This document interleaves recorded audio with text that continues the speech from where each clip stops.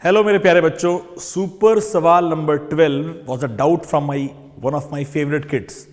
ये एक ऐसा सवाल है जिस पर जब मुझे क्वेश्चन दिखाई दिया तो मुझे समझ में आया कि एक ऐसी अपॉर्चुनिटी है कि मैं इस सवाल से आपके बहुत सारे डाउट्स को क्लियर कर सकता हूं।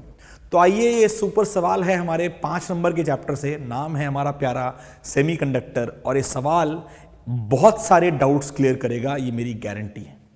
ध्यान दीजिए, अगले 5 मिनटों में आप अपने 5 नंबर फिक्स पूरे कर सकते हैं, क्योंकि इसमें गलती होने के चांसेस मैसिव है।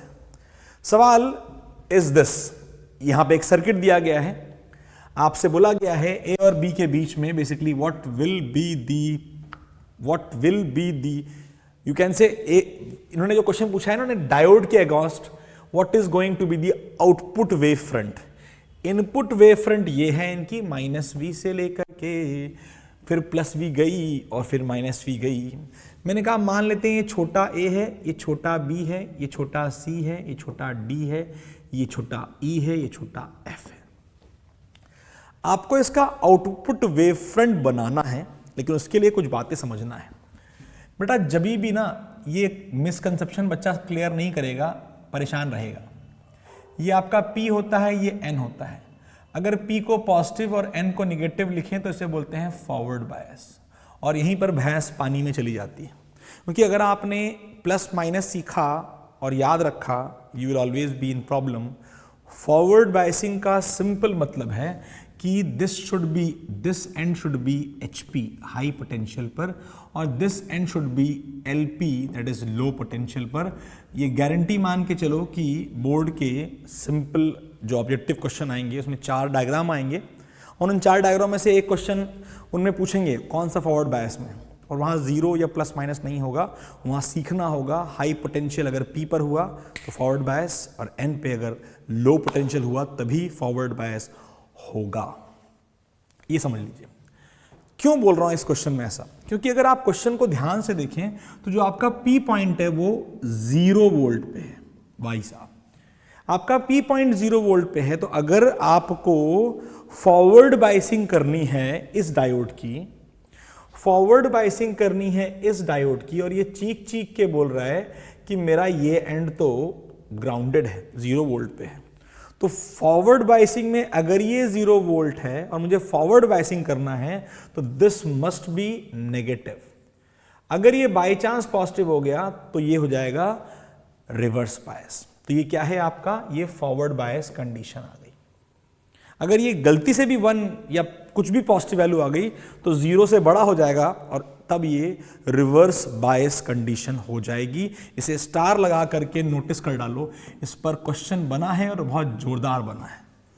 यानी हम समझ गए हैं कि एक चीज और, कई सारे कॉन्सेप्ट हैं। पहली बात, कॉन्सेप्ट नंबर 1 कि सर जी PN जंक्शन डायोड में फॉरवर्ड बायसिंग तब होती है जब P पर फॉरवर्ड यानी हाई पोटेंशियल और N पर लो पोटेंशियल।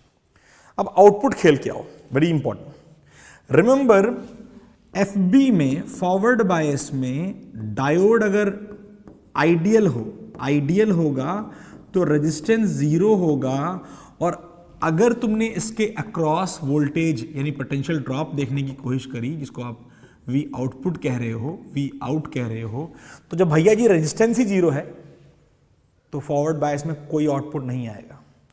नो आउटपुट इन FB, समझिएगा, नो आउटपुट वोल्टेज इन FB। यहां पर ना रेक्टिफायर की तरह मत देखिए इसको, रेक्टिफायर का में पूरा सर्किट अलग होता है।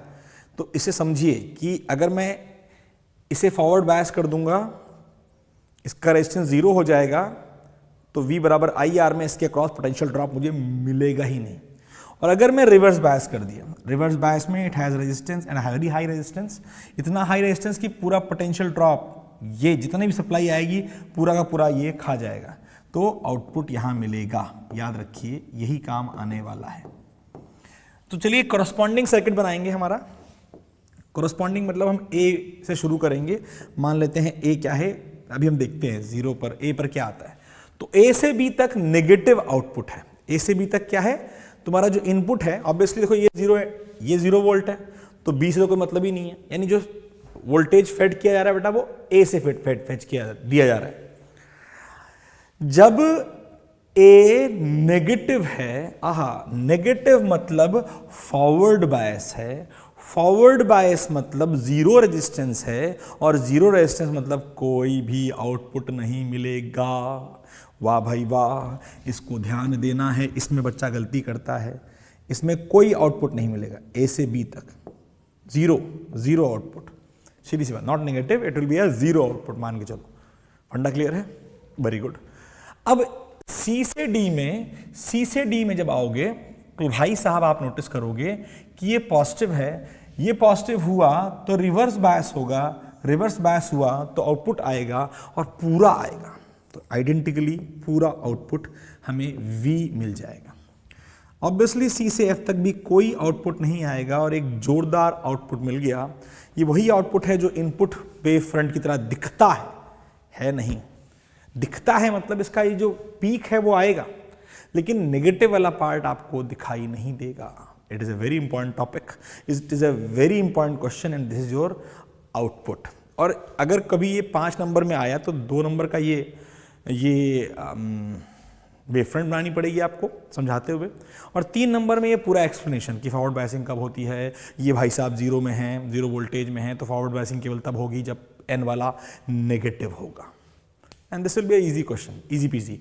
तो प्लीज़ ऐसे क्वेश्चनों का ध्यान रखिए, ऐसे क्वेश्चनों को सॉल्व कीजिए और याद रखिए फॉरवर्ड बायसिंग में डायोड में रेजिस्टेंस जीरो आइडियल में, बट रिवर्स बायस में diode acts like a broken wire में लिखवाता हूँ सर्किट्स में, बिकॉज मैक्सिमम इनफाइनाइट रेजिस्टेंस होता है। आई होप समझ में आ गया है। ऑल द बेस्ट, अगले क्वेश्चन के लिए वेट कीजिए। याद रखिए क्वेश्चन नंबर 13 इतना खतरनाक होगा ना कि अगर आपने उसे सही से कर लिया तो आप बोर्ड में उस क्वेश्चन को आराम से झेल जाओगे, और अगर नहीं किया 13वां तो 13वीं होने की देरी नहीं होगी उस क्वेश्चन के लिए।